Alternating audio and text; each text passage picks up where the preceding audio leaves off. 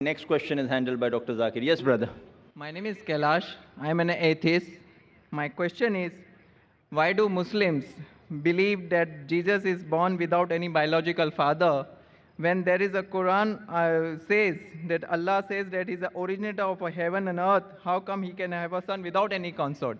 We asked the question that Muslims believe that Jesus Christ, peace be upon him, was born without any biological father. But the Quran says, how shall Almighty God have a son when he doesn't have a wife? As far as the miracle of Isa alayhi salam, Quran says in Surah Al-Imran chapter 3 verse number 47, when Maryam alayhi salam says, Mother Mary, that how shall I have a son when no man has touched me? The reply comes back, Angel Gabriel, فَإِذَا قَضَى أَمْرًا فَإِنَّمَا يَكُنْ فَيَكُونُ. When Allah decrees a matter, He just said to it, be and it is. Similarly, in Surah Al-Imran chapter 3 verse number 59, Allah says, إِنَّ مَثَلَ إِيسَى إِنْدَ اللَّهِ كَمَثَلِ آدَمَ خَلَقَ مِنْ تُرَابٍ ثُمَّ قَالَ لَهُ كُنْ فَيَكُونُ.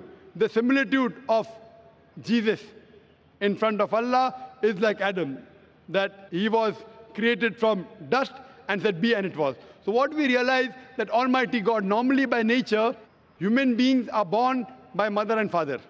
But to show the power of Allah, that He can create even without a father, the example is Isa alayhi salam.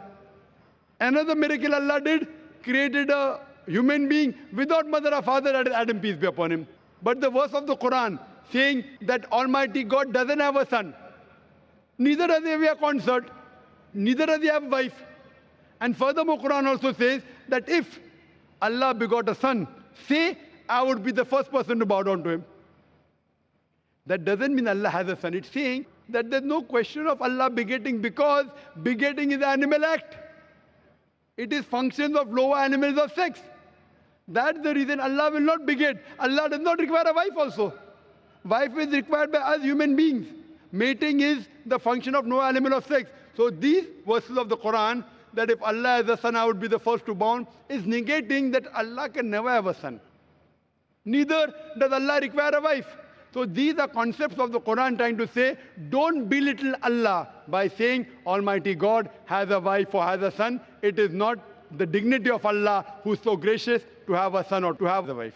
Wa akhiru dawana, alhamdulillahi rabbil alameen.